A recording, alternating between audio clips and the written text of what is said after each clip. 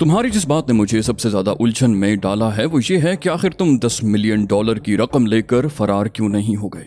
ये रकम पूरी जिंदगी के लिए काफी होती है। तुम्हारे रास्ते में कोई रुकावट भी नहीं थी। मुझे तो शुबा होने लगा है कि तुम जराइम पेशा तो हरगिज नहीं हो। मैंने मुस्कुराकर कहा, छोटी मोटी रकम पर मेरी नीयत कभी खराब नहीं होती, लिहाजा अपने दिमाग में इस किस्म के ख्यालात को जगह मत दो। क्लारा ने आंखें निकाली, बोली, मैं कह रही हूँ कि इतनी बड़ी रकम हासिल होने के बाद तुम्हें पूरी जिंदगी कुछ करने की जरूरत नहीं थी और तुम इसे छोटी मोटी रकम करार दे रहे हो। क्या तुम मुझे मरूब करने की कोशिश कर रहे हो? मैंने कहा, मुझे ऐसी कोई कोशिश करने की जरूरत नहीं पड़ती, लेकिन मैं तुम्हारी इस बात से मुत्तफिक नहीं हूँ। उस रकम को खर्च करने की कोशिश के नतीजे में मुझे अपनी सारी जिंदगी जेल में गुजारनी पड़ती। क्लारा ने तेज लहजे में कहा, क्या कहना चाहते हो? मैंने मुस्कुराकर कहा, इससे बेहतर जाली करेंसी मैं खुद तैयार कर चुका हूँ। क्लारा उछल पड़ी। उसकी आंखें हैरत की ज्यादती से फैल गई थीं। उसने तकरीबन हाँफते हुए पूछा, तुमने कैसे शनाख्त किया कि ये जाली करेंसी है? मैंने कहा, जाली करेंसी शनाख्त करने के लिए मुझे कुछ नहीं करना पड़ता। मैं सिर्फ एक नजर डालकर असल और नकल की तमीज कर सकता हूँ, और मेरी ये सलाहियत सिर्फ करेंसी तक ही महदूद नहीं है। मैं असली और नकली जेवरात और कीमती पत्थर भी इतनी ही आसानी से शनाख्त कर लेता हूँ। क्लारा बेजान से अंदाज में सोफे पर गिर पड़ी। उसने बेबसी से कहा, समझ में नहीं आता कि तुम क्या चीज हो। कभी तुमने किसी से धोखा भी खाया है? मैंने मुस्कुराकर कहा, धोखे खा खा कर ही तो इस मकाम तक पहुंचा हूं, मगर लोग समझते हैं कि मुझे घर बैठे ये सब कुछ हासिल हो गया। क्लारा ने कहा, अगर तुम्हें इन नोटों के जाली होने के बारे में इल्म ना होता तो? मैंने कहा, फ्लोरा को साथ लेकर फरार हो गया होता। मादाम क्लारा हंस पड़ी, बोली, तुम झूठ बोल रहे हो। कोई भी अपनी नियत का खोट इतनी सफाई से जाहिर नहीं करता। मैंने कहा, तुम गलत चक्कर में पड़कर खुद को उलझा रही हो, मुझ पर शुबा करके और मेरे बारे में सोच सोच कर खुद को हलकान कर रही हो, जबकि इससे तुम्हें कुछ फायदा हासिल नहीं होगा बल्कि नुकसान ही होगा। असल मसले की तरफ से तुम्हारी तवज्जो हट जाएगी। तुम्हारा असल मसला रीना सोलोमन है। उसकी तंजीम फैल्कन जदीद और साइंटिफिक तरीके से काम करती है और तुम इन्हीं फरसूदा तरीकों में उलझी हुई हो। अगर यही हाल रहा तो वो तुम पर छा जाएगी। मादाम क्लारा ने बेबसी से कहा, मुझे बताओ मैं क्या करूं? जिंदगी में पहली बार इतनी बेबसी महसूस कर रही हूं। मैंने कहा, माफ करना, तुमने रीना सोलोमन को बेनकाब करने की कोई संजीदा कोशिश नहीं की, वरना ये इतना बड़ा मसला नहीं था। वो बोली, तो तुमने कौन सा तीर मार लिया? सवालात तो तुमने बहुत से किए थे, मगर नतीजा क्या निकला? मैंने कहा, इस हद तक तो साबित हो गया कि उसकी मालूमात का जरिया तुम्हारे अपने लोग हैं। देख लो वो उसके लिए कितने अहम काम सर अंजाम दे रहे हैं। अब तुम अपने ही आदमी की जबान न खुलवा सको तो मैं क्या कर सकता हूँ? क्लारा बोली, मैं तो हिल कर रह गई हूँ। मालूम नहीं कौन कौन उसके लिए काम कर रहा है। ट्रांसमीटर पर मौसूल होने वाली कॉल से हमारी गुफ्तगू का सिलसिला मुनक़ता हो गया। क्लारा ने कॉल अटेंड की। दूसरी तरफ मेरी तवक्को के मुताबिक तहजीब थी। क्लारा ने मुझसे सरगोशी में कहा, तुम ही इससे बात करो। मैं आगे बढ़कर ट्रांसमीटर के पास पहुंच गया। मैंने कहा, मुझे बहुत अफसोस है मैडम सोलोमन, आपने हमारे साथ धोखा किया। तहजीब ने बड़े खराब लहजे में कहा, बकवास मत करो, धोखा तो हमारे साथ हुआ है। तुमने हमारे आदमी को क्यों अगवा किया? मैंने कहा, मुझे शुबा था कि वो जो चीज मेरे हवाले कर रहा है वो हमारी मतलूबा शय नहीं है। उसे मैं महज एहतियातन अपने साथ ले आया था। अगर तस्दीक हो जाती कि उसके दिए हुए पैकेट में माइक्रोफिल्में ही हैं तो हम उसे छोड़ देते, मगर अब ये मुमकिन नहीं है। तहजीब बोली, झूठ मत बोलो एडम, तुम्हारी नीयत में फतूर था। तुम हमें किसी तरह भी मुतमईन नहीं कर सकते। तुम उसके जरिए मुझ तक पहुंचना चाहते हो, लेकिन याद रखो तुम उसकी जबान नहीं खुलवा सकोगे। एगलर के बहुत से लोग हमारे लिए मुस्तकिल काम करते हैं और तुम उनमें से एक की भी निशानदही नहीं कर सकते। वो हमारे लिए काम करते हैं और करते रहेंगे। हमारे लिए काम करने वाला कभी जबान नहीं खोलता। मैंने कहा, यह तुम्हारी खुशफहमी है रीना सोलोमन। हमारे पास तशद्दुद करने के ऐसे ऐसे तरीके हैं कि एक बार तो मुर्दा भी बोल पड़े। तहजीब बोली, मादाम क्लारा को बता दो कि उसने तबाही को दावत दी है। आज की रात ये फैसला हो जाएगा कि तुमने हमसे जो बदअहदी की है उसका नतीजा तुम्हारे हक में कितना खतरनाक निकलने वाला है। याद रखना, आज की रात जो कुछ होगा वो सिर्फ इब्तिदा होगी। फिर तहजीब ने जवाब सुने बगैर सिलसिला मुनक़ता कर दिया। मैंने भी ट्रांसमीटर का स्विच ऑफ करके एक तवील सांस ली। क्लारा बोली, मैंने तुमसे कहा था ना, उसके आदमी को अगवा करना ठीक नहीं होगा, मगर तुम नहीं माने। अब देखो वो क्या करती है। अंधेरे से आए हुए तीर का मुकाबला कौन कर सकता है? मालूम नहीं उसके अज़ाइम क्या हैं। मैंने कहा, मुझे इल्जाम मत दो क्लारा, नतीजा हर सूरत में यही निकलना था। तुम क्या समझती हो जाली करेंसी पाने के बाद उसका रद्द अमल बहुत खुशकुन होता? क्लारा ने इस बात में सर हिलाया। बोली, मैं तस्लीम करती हूँ कि उस सूरत में भी उसका रद्द अमल यही होता जो अब है, लेकिन अब क्या किया जाए? मैंने कहा, इस वक्त तुम्हें उस पर एक फौकियत हासिल है, उसे इस्तेमाल कर लोगी तो तुम फतह याब भी हो सकती हो। वरना फिर खामोशी से इंतजार करो। क्लारा बोली, तुम्हारा इशारा जेम्स चार्ली के बॉडीगार्ड की जबान खुलवाने की तरफ है, तो क्या जरूरी है कि वो रीना सोलोमन के लिए ही काम कर रहा हो? मुमकिन है उसकी खिदमत महज आर्जी तौर पर हासिल की गई हो। मैंने क्लारा को घूरा कहा, शायद तुम्हारी सोचने समझने की सलाहियतें जवाब देने लगी हैं। इतनी बड़ी रकम वसूल करने के लिए इंतहाई खास आदमी की खिदमत हासिल की जाती हैं, वरना कौन इतनी बड़ी रकम छोड़ेगा? क्लारा ने अपना सर दोनों हाथों से दबाते हुए कहा, मुझे अपना दिमाग माऊफ होता महसूस हो रहा है। मेरी समझ में नहीं आता कि ये सब क्या हो रहा है। मैंने कहा, तुमने गलतियों पर गलतियां की हैं क्लारा। तुम्हें शुरू में ही रीना सोलोमन के मुतालिबात मान लेने चाहिए थे। उसके बाद तुम खामोशी से उस तक पहुंचने की कोशिश करती रहती, मगर तुम्हें अपनी ताकत पर बहुत जोम था। अब जो भी हो तुम्हें ही भुगतना है। तहजीब मुझसे कह रही थी, तुम्हारी कारकर्दगी हैरानकुन है। तुमने मैडम क्लारा को पूरी तरह मुट्ठी में ले लिया है। मैंने कहा, मैं किसी खुशफहमी का शिकार नहीं हूं। जब तक रैंडल का सुराग नहीं मिल जाता मैं मुतमईन नहीं हो सकता। मुमकिन है वो मेरे साथ महज दिखावा कर रही हो। बट ने कहा, बाज़ औक़ात तुम अहमकाना हद तक मोहतात हो जाते हो। उन्होंने अच्छी तरह से तुम्हारा इम्तिहान कर लिया है, फिर वो तुम पर एतबार क्यों नहीं कर रहे? मैंने कहा, मुझे जो सबसे ज्यादा चीज खटक रही है वो ये है कि उन्होंने मेरे माजी को जानने पर ज्यादा जोर नहीं दिया। आखिर क्यों? बट ने कहा, उन्हें एक कारआमद आदमी मिल गया है। इसके अलावा उन्हें और क्या चाहिए? क्या वो तुम्हारे माजी का अचार डालेंगे? मैंने कहा, एगलर जैसी तंजीम में इस बात की अहमियत है। अगर वो यूं आंखें बंद करके हर कसुनाकस को अपने गिरोह में शामिल करने लगे तो 2 दिन भी ना चल सकें। तहजीब ने कहा, जो कुछ भी होगा सामने आ जाएगा। इस वक्त तो हमें अपने मिशन की तरफ तवज्जो देनी चाहिए। मैंने कहा, अब तवज्जो देने को रह ही क्या गया है? वक्त मुकर्रा पर बटन दबाने की देर है। अली ग्रुप के अरकान की गुज़श्ता रात बहुत मसरूफ गुजरी थी। मैंने उनसे पहली बार भरपूर तरीके से काम लिया था।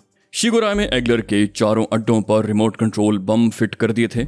सारा प्रोग्राम मेरा तरतीब दिया हुआ था और हर चीज पहले ही तय कर ली गई थी। चूंकि मेरा प्रोग्राम ये था कि जो शख्स भी रकम वसूल करने आएगा उसे अगवा कर लूंगा, लिहाजा अली ग्रुप के किसी रुकन को इस्तेमाल करने का सवाल ही नहीं था।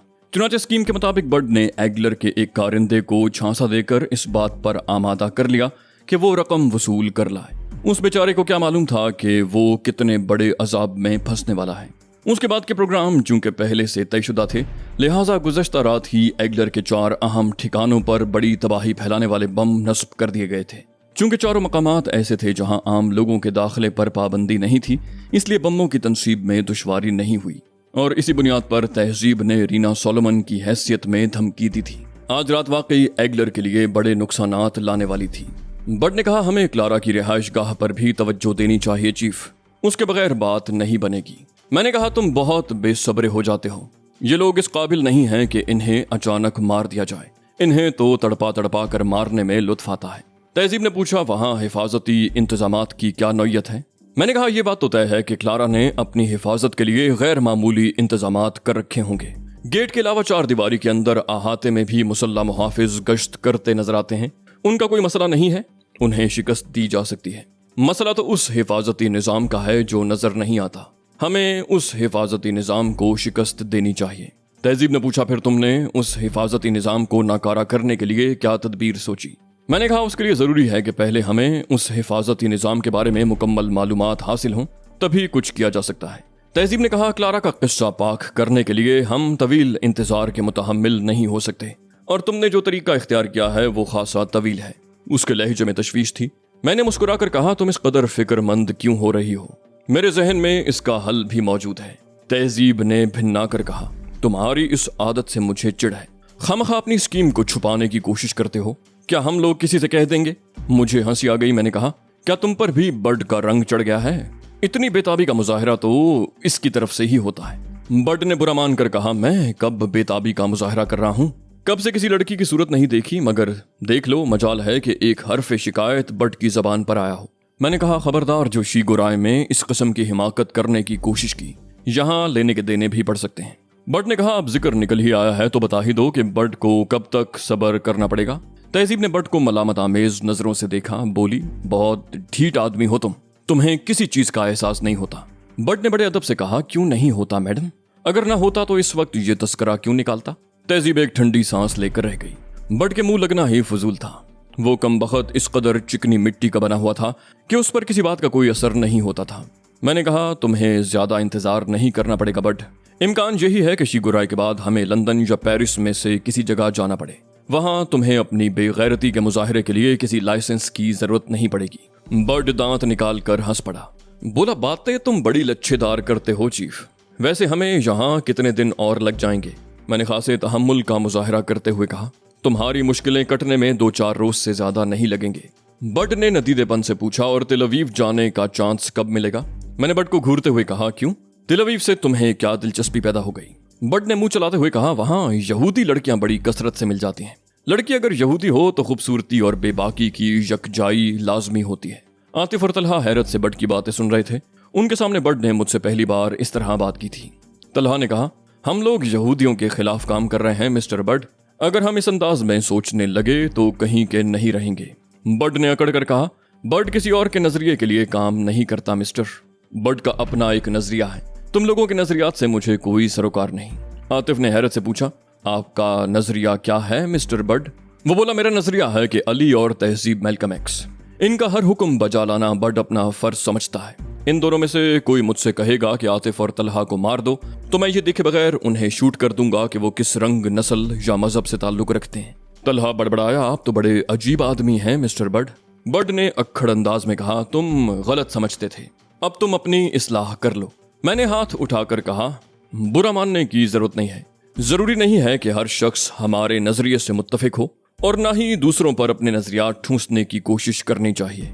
हमारे लिए इतना ही काफी है कि बर्ड हमारे साथ काम कर रहा है। आतिफ और तलहा कंधे उचका कर रह गए। उनका ख्याल अब भी यही था कि जो शख्स भी उनके साथ काम कर रहा है उसे उनके नजरियात से भी मुत्तफिक होना चाहिए। उन लोगों के लिए बर्ड को समझना एक मसला था। वो नहीं समझते थे कि बर्ड बजाय खुद एक मसला है, एक मुअम्मा है, सुलझने का न सुलझाने का। बर्ड ने कहा, हम यहाँ से जल्दी भी निकल सकते हैं चीफ, मगर तुम जानबूझकर देर कर रहे हो। मादाम क्लारा ही तो हमारा मसला है, उसके इतने करीब जाकर भी तुम उसे ठिकाने लगाए बगैर चले आए। मुझे हैरत है। मैंने कहा, एग्लर में अफरा तफरी फैलाना उससे भी बड़ा मकसद है बर्ड। अगर मादाम क्लारा को ठिकाने लगा देने से मसला हल होने वाला होता तो मैं उसे ये सोचे बगैर ठिकाने लगा देता कि उसके बाद मैं उसके महल से किस तरह निकल सकूंगा। लेकिन फर्ज करो मैंने उसे ठिकाने लगा भी दिया तो क्या होगा? उसकी जगह कोई और ले लेगा और एग्लर का कारोबार यूं ही चलता रहेगा। नहीं बर्ड, उसे ठिकाने लगाने से कबल एग्लर की बुनियादें हिलाना बहुत जरूरी है। बर्ड ने अजीब से लहजे में कहा, क्या सिर्फ शीगुराई में उनके चंद मराकिज तबाह कर देने से उनकी बुनियादें हिल जाएंगी? मैंने कहा, यह तुमसे किसने कह दिया बर्ड कि हम उनके महज चंद ठिकाने तबाह कर देने पर इक्तिफा कर लेंगे? और फिर तुमने ये बात भी नजरअंदाज कर दी कि उनकी बुनियादें तो हिल भी चुकी हैं। रीना सोलोमन की सूरत में जो स्टंट हमने खड़ा किया था वो तवक्को से बढ़कर मुफीद साबित हुआ। इस वक्त क्लारा अपने साए से भी भड़क रही होगी।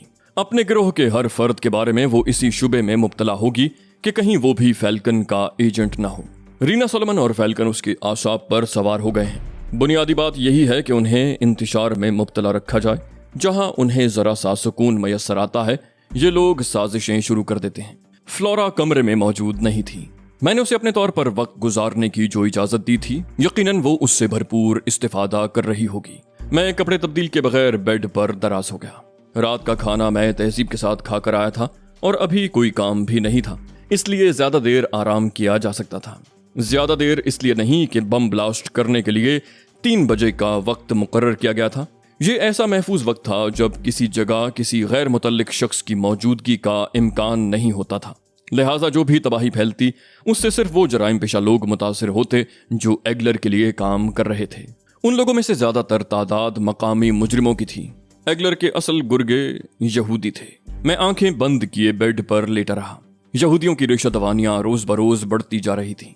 मुतादिद सहूनी तंजीमें पूरी दुनिया में सरगर्म अमल थीं और उन सब का मतमे नजर एक ही था, अजीमतर इसराइल का कयाम। यहूदियों ने अजीमतर इसराइल के कयाम को मजहब का जो दर्जा दे दिया था उसका मौसर मुकाबला करने के लिए मुसलमानों ने कुछ नहीं किया था। सहूनी नवाज मगरबी कुव्वतों ने मुसलमानों को छोटी छोटी रियासतों में तकसीम करके उनकी कुव्वत को पारा पारा कर दिया था। उन्हें ऐसे गोरख धंधों में उलझा दिया था कि अब उन्हें किसी और तरफ देखने की फुर्सत ही नहीं थी। इसराइल में फलस्तीनियों पर जो मजालिम ढाए जा रहे थे वो पूरी दुनिया में किसी से ढके छुपे नहीं थे, मगर उनकी मदद करने वाला कोई नहीं था। अमेरिका बहादुर अलल ऐलान इसराइल की पुष्ट पनाही कर रहा था। اس نے اسرائیل کو ایسے ہتھیاروں سے نواز دیا تھا کہ اب عرب مملکتوں کے لیے اس پر فتح پانا تقریباً ناممکن ہو کر رہ گیا تھا۔ دوسری طرف روس تھا، اس کا کردار بھی اگرچہ اچھا نہیں تھا، تاہم امریکہ سے تو بہتر ہی تھا۔ کم از کم وہ جمہوریت کا عالمی چیمپئن بننے کی کوشش تو نہیں کرتا۔ بظاہر وہ اسرائیل کے خلاف اور مسلمانوں کے حق میں تھا، لیکن درپردہ وہ بھی اسرائیل کا حامی تھا۔ عرب اسرائیل کشیدگی سے فائدہ اٹھا کر اس نے عربوں کو اپنے کم مؤثر ہتھیار فروخت کیے اور ان سے خوب رقم اینٹھی۔ ہر جنگ کے موقع پر یہ ثابت ہوا کہ روسی سامان حرب کی امریکی ہتھیاروں کے سامنے کوئی وقت نہیں۔ دنیا کی 2 سپر پاورز نے مل کر اسرائیل کو اتنا مضبوط بنا دیا تھا کہ اب اس کی شکست بظاہر ناممکن نظر آتی تھی، مگر وہ فلسطینیوں کو دبانے میں ناکام رہے تھے۔ فلسطینیوں نے اسرائیل کی شکست تک جدوجہد کا عزم کر رکھا تھا۔ ان کا عزم آہنی تھا، اور آہنی عزم کے سامنے جدید ترین ہتھیار بھی بے وقت ہو جاتے ہیں۔ فلسطین کے مظلوم عوام کی جدوجہد سرزمین عرب پر جاری تھی، اور میں اپنے چند ساتھیوں کے ساتھ پوری دنیا میں ان کا مقابلہ کر رہا تھا۔ یہودیوں نے مجھے اپنا دشمن نمبر 1 قرار دے دیا تھا۔ میں ہی ان کے مایہ ناز ایجنٹ اولیو ہاورڈ کے قتل کا ذمہ دار تھا، اور اب اس کا ایک نام نہاد جانشین میرے مقابل تھا۔ موشے ہاورڈ اور گولڈن ایگلز کے نام سے پہچانے جانے والے اس شخص کا اصل نام رینڈل تھا، اور وہ مجھے اپنے لیے اولیو ہاورڈ سے بھی زیادہ خطرناک ثابت ہوتا نظر آ رہا تھا۔ اس کا پس پردہ رہ کر کام کرنے کا طریقہ اسے زیادہ محفوظ بناتا تھا، لیکن وہ کسی بھی وقت میدان عمل میں اتر سکتا تھا۔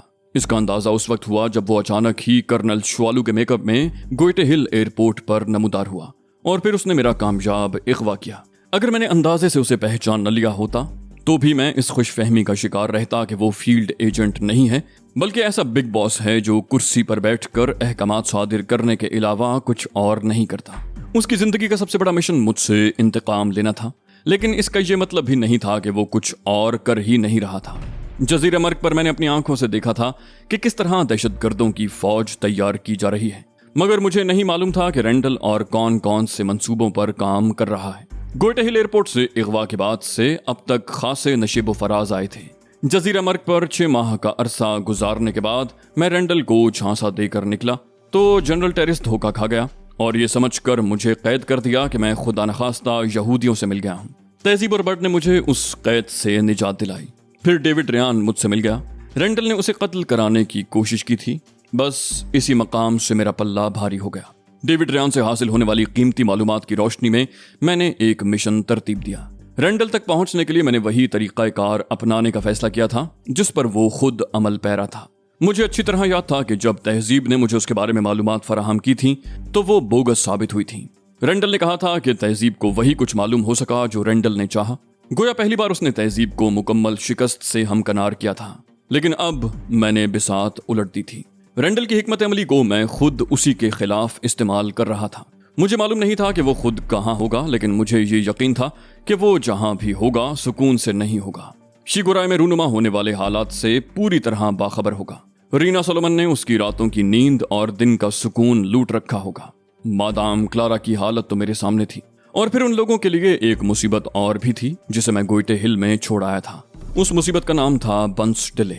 مادام کلارا ابھی بنس ڈلے کے لگائے ہوئے چرکے سے سنبھلنے بھی نہیں پائی تھی کہ اس پر رینا سولومن نازل ہو گئی جو اسے نقصان پہنچائے جا رہی تھی، مگر اس کا سراغ نہیں مل رہا تھا اور نہ ہی ملنے کی امید تھی۔ بنس ڈلے کی طرف تو وہ اس وقت توجہ دیتے جب انہیں رینا سولومن سے نجات ملتی۔